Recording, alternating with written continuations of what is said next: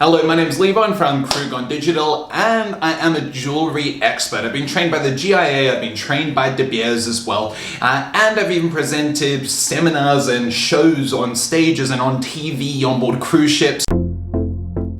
You have tray after tray of settings to pick. This is the Levian. Around for a shopping emergency. Telling people where to buy luxury goods in the different ports all throughout the Caribbean. So, I've done the training, I've done the talking on the stage, and one thing that really stood out to me is with the luxury industry, with the high-end retailers like jewelry stores, specifically, they are full of so many boring old people. So I want to be able to provide you with something that might bring, some fun, some insight, maybe some 21st century, let's say young spark into the jewelry industry itself, because I can tell you one thing, it's really needing a true serious update, and especially considering all the shit that's gone on all over the world as well. I mean, out of anything, this industry is going to need to come back, but it's going to need to come back stronger and refreshed as well. So I found this interesting ad that I'm going to show you my reaction to though as well. It's called "If Jewelry Commercials Were Honest." So let's get into it. Let me guess. Shopping for someone special? These are some pretty rocks we found. So to start with, he goes, you're standing there in front of the case and goes, these are some pretty rocks that we've found. And that's actually really true when you think about it, right? Diamonds, gemstones, no matter where it is, it actually comes across in most stories that people end up hearing about it. If you spend a little bit of time learning and researching about like how the big diamond mines were found in South Africa, there was this guy, Jacob, that basically found a diamond in a river, and this started the whole diamond rush to that region as well. So yeah, literally what he's saying is honest, but it's never really portrayed in that way. They can't be used for anything, and they all cost an exorbitant amount of money. Some come in shapes, and others come with metal wrapped around them. To get them, we turn a blind eye to child laborers in the mines, directly finance unsustainable mining practices the world over, and in some cases... How bloody true is that? There are a bunch of rocks that they basically found that we couldn't do anything with, that cost an exorbitant amount of money as well. Because when you literally think of it, diamonds, gemstones, they're pretty shaped rocks that literally they could not do anything else with. Well, diamonds, at least, you have industrial drill pieces that are made from diamonds as well. But if you look at other gemstones like tanzanite, sapphires and such as well, there isn't really any other use for these apart from wrapping them in some form of metal as well. So it's interesting. Buy diamonds directly from maniacal warlords using the money to buy guns and kill their countrymen. You might think that the danger involved...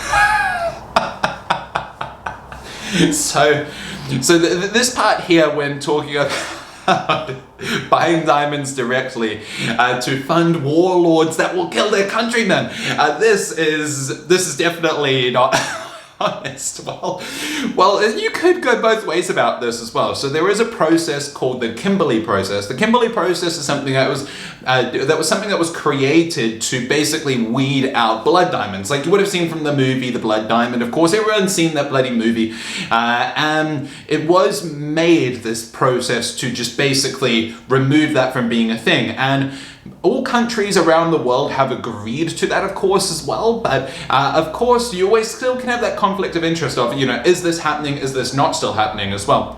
Because you even have proof. If you look into Tanzanite and you look into the region of Tanzania where Tanzanite was mined and found, Tanzanite mined there, but when it was found there, now just about 4 years ago, I put a picture up here on the screen, you can see that they built a massive wall around the entire mine because so much Tanzanite was going to theft as well. So now it might not so much be even directly towards diamonds, but other gemstones found in that that region as well of the world. But an interesting thought to bring up in that. Is why they're so expensive. But actually, it's just because we decided they are. There are vaults full of these things, but we only sell a few a year to keep the price up, like a ticket scalper. except that a scalp ticket can be exchanged for the experience of going to a live show, and these are inherently worthless rocks. Like this one. That's a comparison I've never heard before when comparing it to a ticket scalper, because at least with a ticket it could be taken to, you can at least with that ticket end up going to an experience of a show or something like that. I mean, here you can argue the point of, you know, a person feels maybe a little bit prettier, so they're going to walk around more proudly and, you know, present themselves in a little bit of a different fashion because, oh, I'm wearing this beautiful diamond pendant now as well. Or maybe it gives a reason to go out more as well at just fancier la-di-da restaurants as well. It could be taken in that way. And that context as well. But that shows kind of my bias towards, of course, the industry. Like this one of my favorites. This is from our signature shiny rock that we made sure to make that special someone think. Now a collection like that,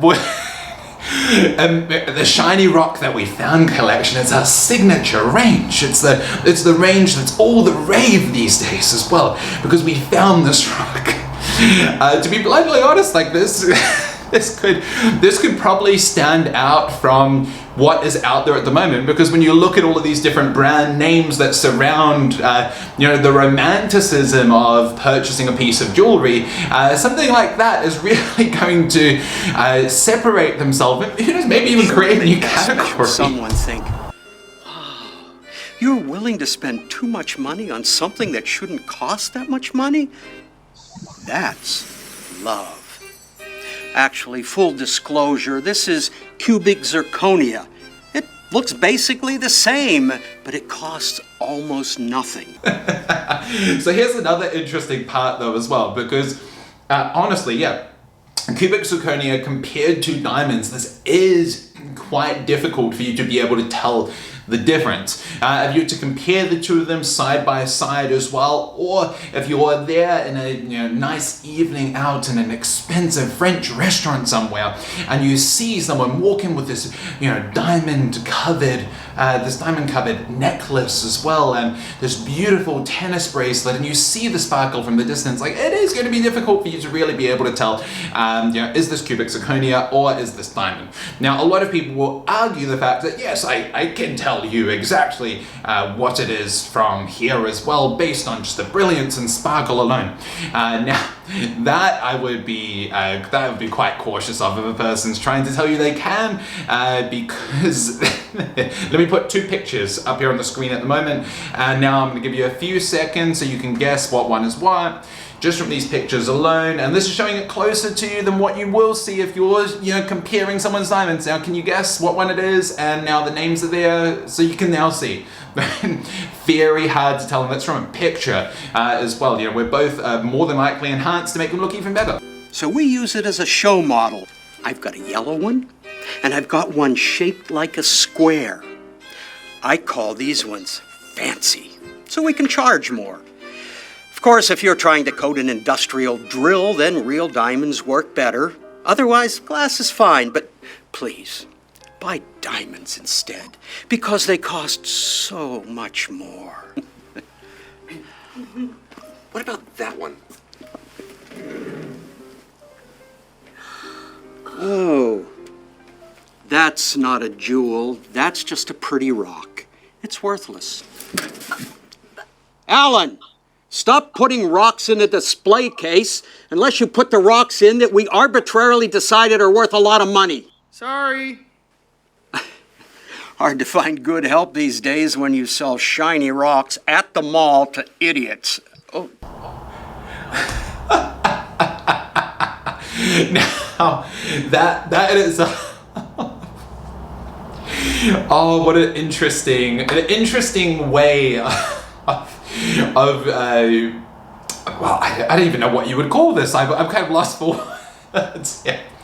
But it is a true display of the value that's associated towards the item itself.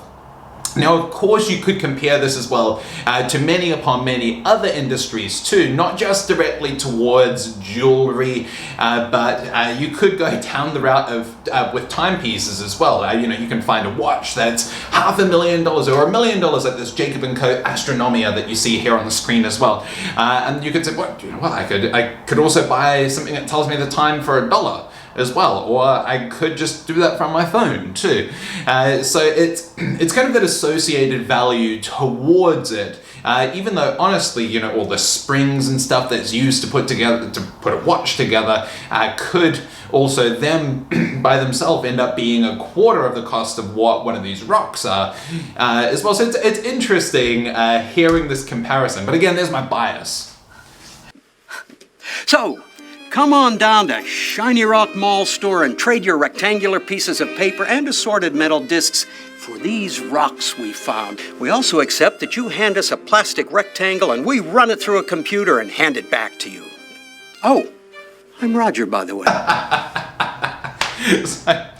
Oh gosh, like this old man that's presenting this he is fucking brilliant. I mean, like plastic, you know, we accept your plastic discs as well. We scan it through, and then sometimes it gets accepted, and we give you something in return to that as well. Or you can give us your pieces of paper, your circular pieces of metal that you have as well, and we can give you in return a shiny rock.